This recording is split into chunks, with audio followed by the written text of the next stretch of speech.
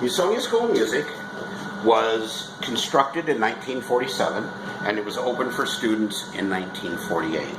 This is a picture taken shortly after the school opened. What you will not see here, besides the freeway system, is you won't see the Grand Salon, which was added about 6 or 7 years later. And where those curtains are is where the school used to end. It was originally constructed to be a 4-room schoolhouse. The two most often asked questions are, was this ever a house? The answer is no. And are his guitars here? The answer is no. Okay?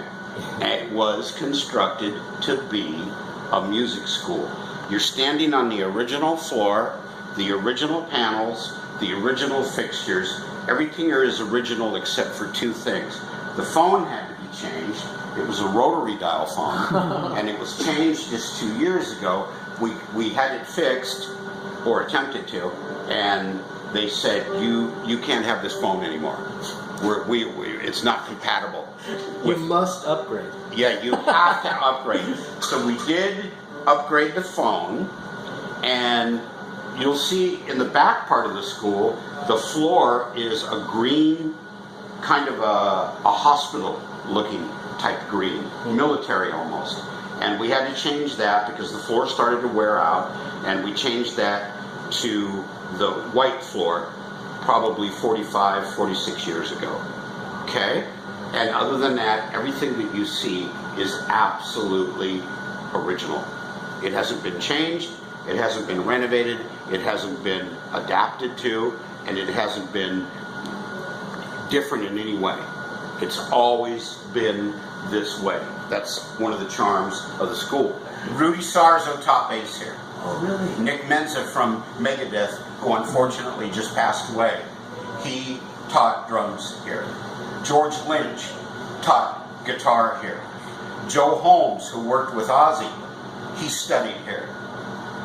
We also had some very fine people that you probably wouldn't know of that studied flute here, studied cornet here, studied trumpet here. We had a few people that studied here, like Barry Worley, who went on to write piano books. He writes piano books for other people to study. Okay? Randy Rhoads studied here, and he taught here. So this is where people take lessons now, in the present time.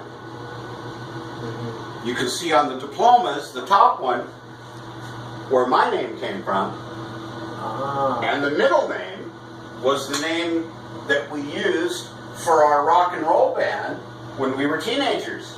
We had a band called Violet Fox. Wow.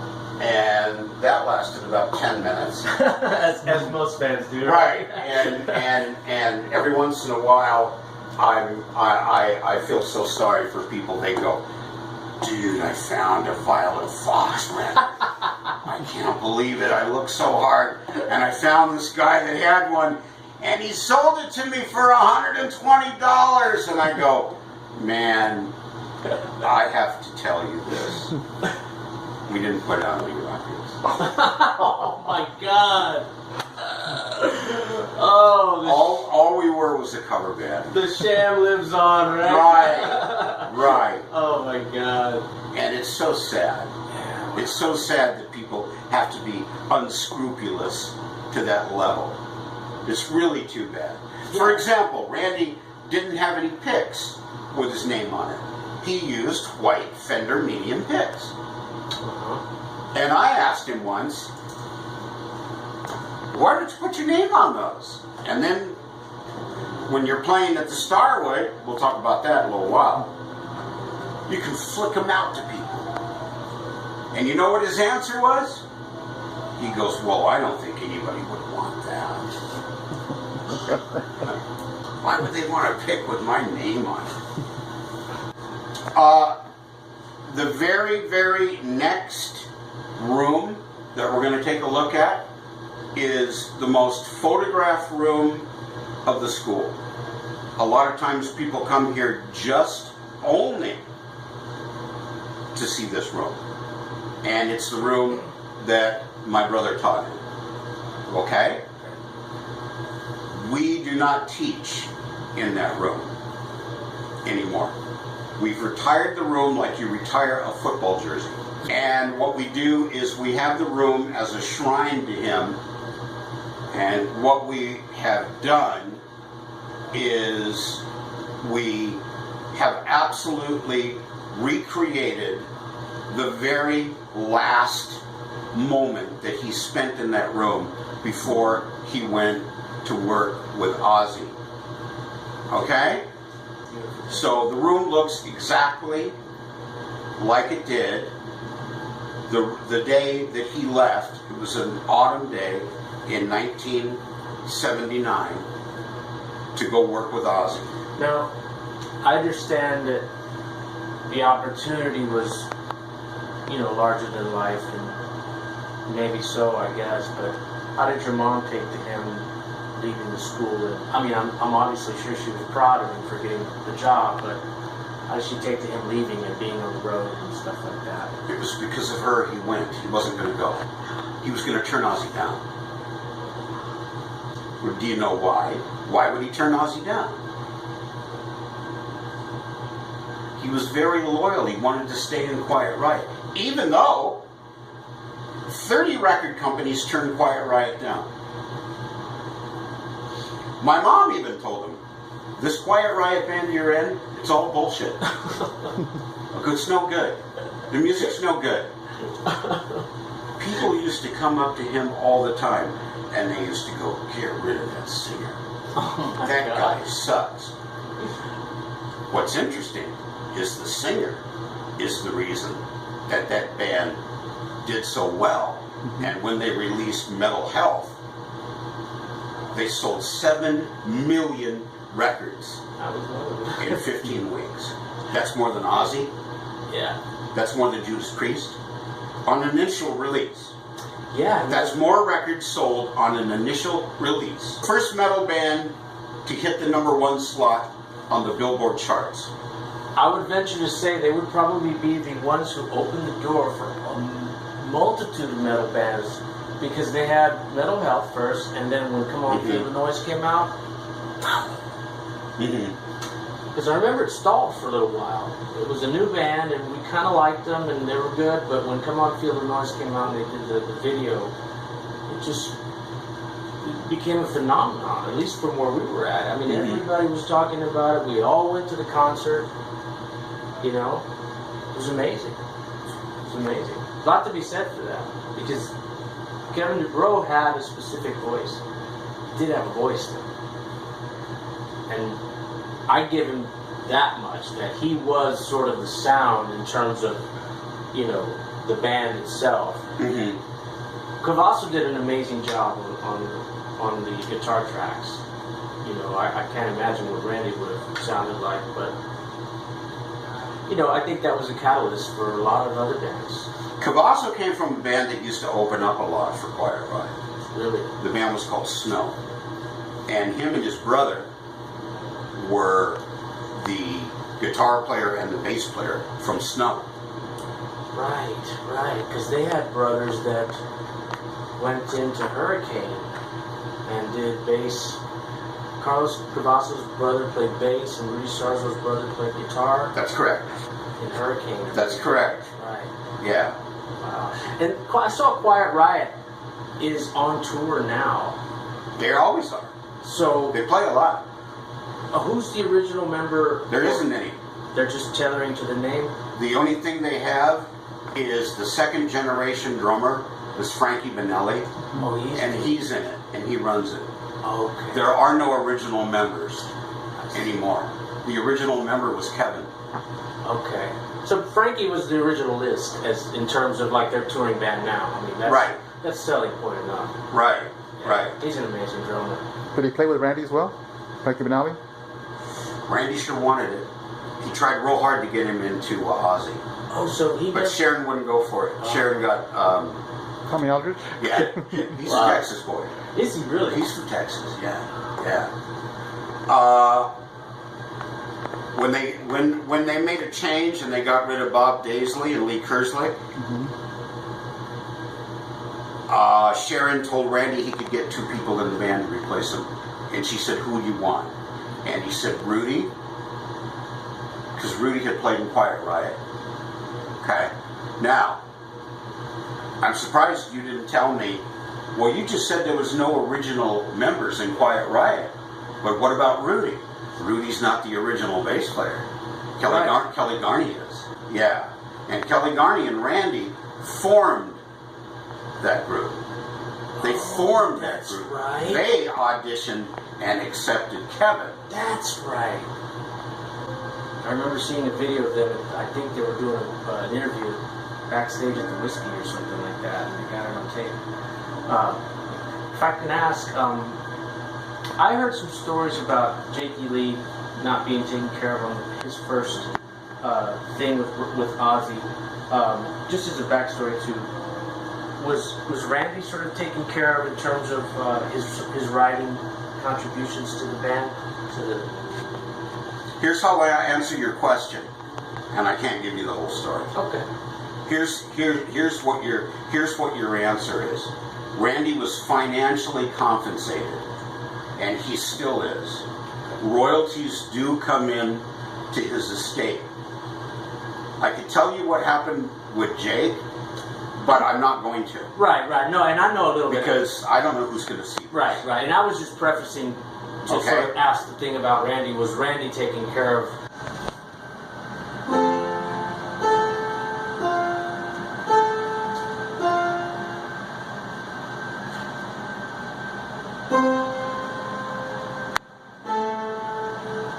Now, let's go see the most photographed room in the school, the room Randy Rhoads taught in, and we have left it exactly, I mean exactly the way it was when he left and walked down these halls to go out and to create the masterpieces that he did with Ozzy.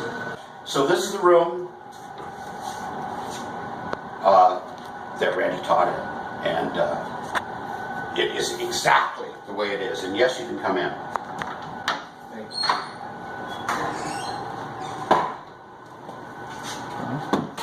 After you. The right chair is the one he sat in. The one that's most sad in. Right. Because he's always... Oh, I don't think it looked like that when, that was 30, 35, 36 years ago. They don't make these chairs forever. Now, this is a rare thing. There was a guy that took lessons from him, recorded it, saved every single thing that Randy wrote out. Randy would flip the Les Paul over and use it as his desk. Yep. And he saved everything and put it in a book called Rhoads Scholar. We actually have that book. We have a couple of them left for sale, but I'm not trying to sell one to you. Yeah. Okay. He donated this. The guy that wrote the book, he donated so that we can have it in the classroom. One sheet of original lesson. So this Randy wrote out in his own hand. That's a guitar lesson. Now, you being a guitar player and me not, that would make a lot more sense to you. Totally, yes. But I think we can all three agree on the fact that it is the key of G.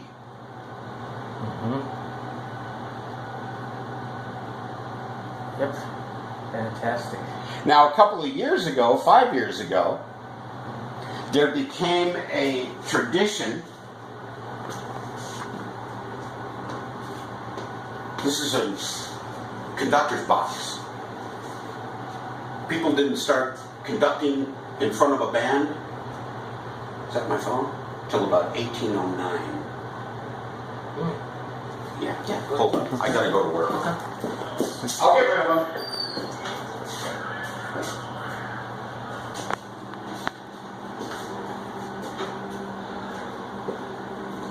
So they would have had something like that, and that is as old as it looks. That would have had rosin in it. That would have had the mouthpieces that oboe players.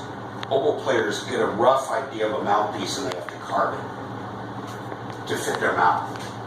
That would have had manuscript paper. Okay?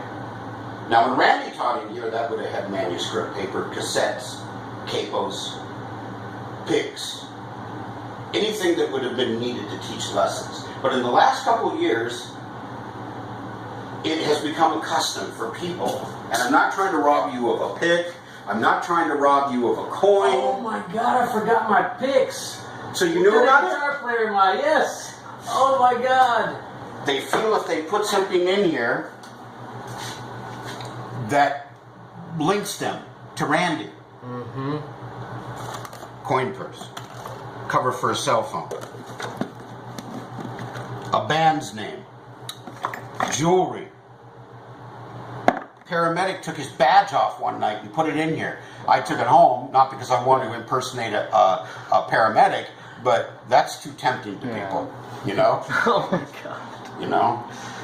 This guy, I remember this real clearly. These were the strings he had on his guitar the day Randy died. Oh my God. And he was going to go to the next concert, and he never got to see it. So he saved the strings and the pick, and he put them in here, and then he brought them in here.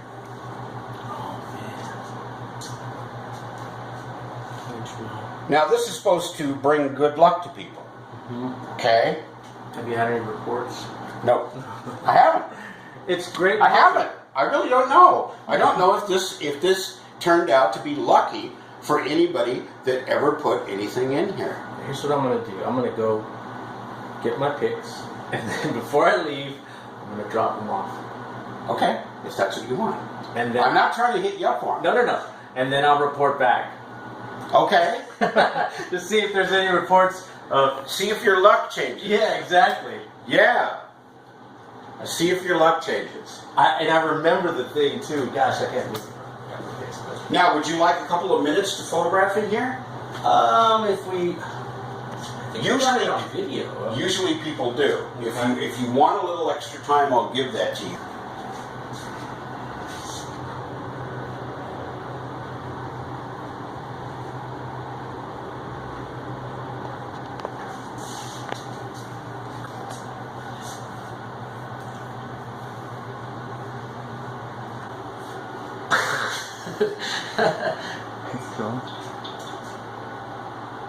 Yep, he alright.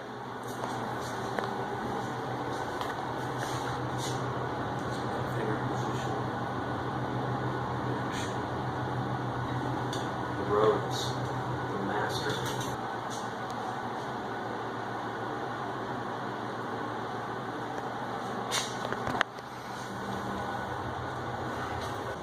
This is where Randy started learning lead guitar and walked out and conquered lead guitar. And at the end of 9 months, Scott went to my mom and said, "You know what, Mrs. Rhoads, I don't feel comfortable taking your money any longer." And she goes, "Hasn't it been green enough?" And he goes, "No, it's not that." He goes, "You don't understand." He goes, "You don't understand. Because I'm a guitar player, and I think I'm pretty good. I'm in a band." But for 2 months, Randy's been teaching me. And you know what? I can no longer keep up with him. He goes, he's an absolute virtuoso. He goes, somebody comes along like him about every 300 years. Magical. And this is where Magical. the woodshedding took place. This is a little piece of music that I wrote, and we're here with our friends from Texas. And this is a little bit of incidental music for them to take back and listen to in the Lone Star State.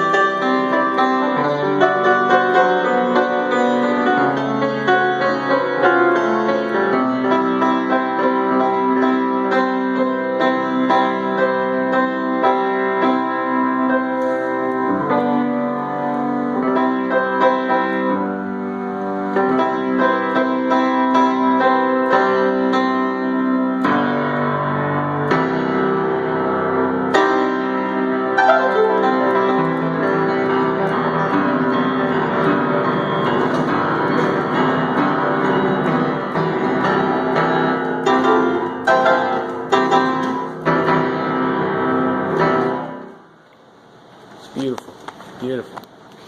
The amazing Kelle Rhoads, ladies and gentlemen, from beautiful North Hollywood. I'm Mike, Thank you. signing off. Thank you very much. Thanks for coming to visit. Y'all come back here.